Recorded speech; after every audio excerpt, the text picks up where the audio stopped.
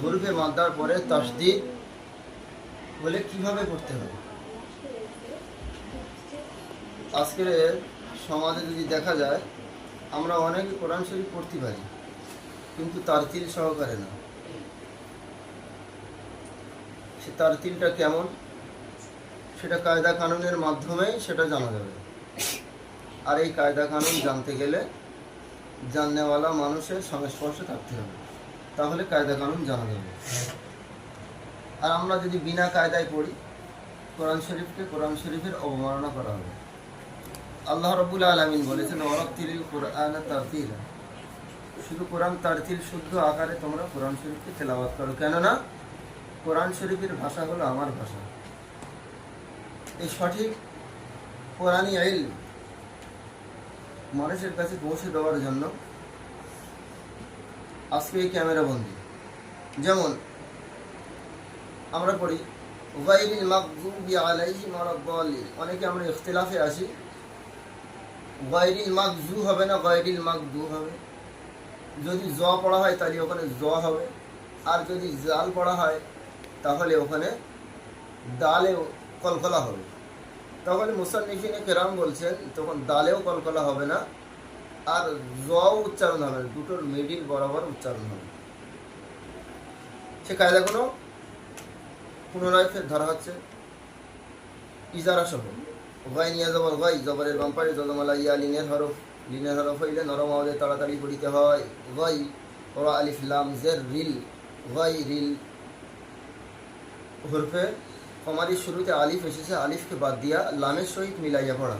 রোয়া আলিফ লাম জের রিল, গাই রিল।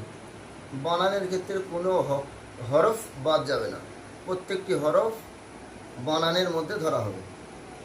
গাই রিল, লামের উপরে জজম, জজমকে তার ডান্দারে হরকতের সঙ্গে একবার মিলাইয়া পড়া। ওরা আলিফ লাম জের রিল, গাই রিল। আওয়াজটা খুব নরম হবে, গাই রিল। আর গয়েনটা উচ্চারণ হবে গম্ভীর আওয়াজ, গাই রিল। মাগ মিম গয়েন জবর মাগ। আরেকটু বলা যায় জবর না বলে মোতাহারিকও বলা যায়, মিম মোতাহারিক মা গয়েন জজম মাগ। গানের উপরে জজম, জজমকে তার ডান্দারে হরকতের সঙ্গে মিলাইয়া পড়া। গায়রিল মাগদুবি ও ফিল দু, ও সেকেন্ড লাইনে পেশ ও মাদ্দা, ও মাদ্দাকে এক আলিফ টানিয়া পড়া। ও ফিল দু, গায়রিল মাগদুব। বাজে বি বা নিচে জের, জেরকে জলদি পড়া। গায়রিল মাগদুবি। আইন জবর আ, লাম ইয়া জবর লাই, আইনের উপরে জবর, জবরকে জলদি পড়া। লামের উপরে লাম ইয়া জবর লাই। ইয়া সেকেন্ড লাইনে জবর ইয়ালিন, ইয়ালিনকে নরম আওয়াজে তাড়াতাড়ি পড়িতে হয়। আলাই গায়রিল মাগদুবি আলাই, হামিম জের হিম, হান নিচে জের, জেরকে জলদি পড়া। মিমের উপরে জজম, জজমকে তার ডান্দারে হরকতের সঙ্গে মিলাইয়া পড়া। এখানে আরেকটি কায়দা আছে, মিম, মিম সাকিনের পরে যদি বা ও মিম ছাড়া বাকি কোনো অক্ষর যদি আসে তাহলে তাকে বলা হবে ইজহারে স্বাভাবিক। আমরা অনেকে এই কায়দাটা জানিনি। মিম সাকিনের পরে ও এসেছে, ইয়াকে ইজহারে স্বাভাবিক বলে। ইয়াকে পড়তে হবে বিনা গুণা স্পর্শ করে। আলাইহিম, ও আলিফ, ও লাম আলিফ, লাম মদ দদ জবর ওয়ালাদ, ও আলিফ, আলিফ লাম দদ জবর ওয়ালাদ। এই যে মাঝখানে যে খালি যে বিনা হরকতওয়ালা, বিনা মোতাহারিকওয়ালা যে অক্ষরগুলো আছে, এই অক্ষরগুলোকে কী বলা হয়? হরফের শান্তির শুরুতে আলিফ লাম এসেছে, আলিফ লামকে বাদ দিয়া দদের সহিত মিলাইয়া পড়া। ও আলিফ লাম দদ জবর ওয়ালাদ, দদ আলিফ মদ লাম জবর দল। মদের চিহ্ন মোটা বামে তাসদিদওয়ালা লাম, 5 আলিফ টানিয়া পড়িতে হয়। ইয়াকে মধ্যে লাজিম বলে। গায়রিল মাগদুবি আলাইহিম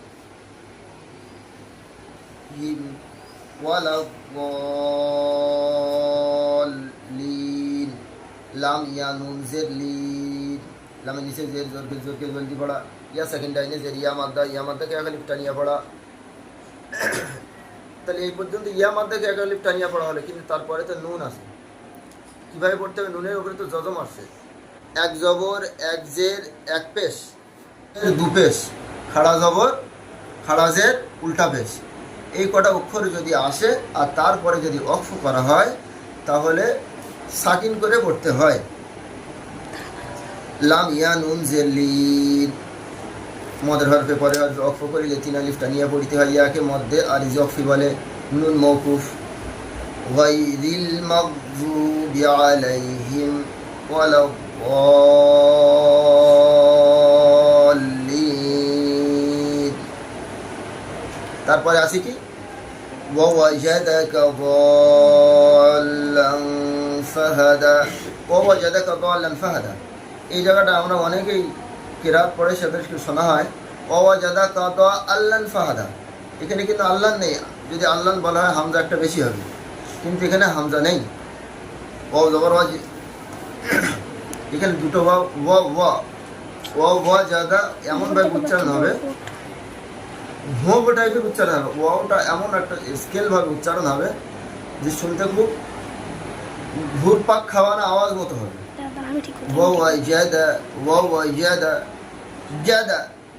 জিম চেপে উচ্চারণ হবে, কিন্তু এখানে নরম আওয়াজে করতে হবে, কেননা শুনতে ভালো লাগবে সেই কারণে।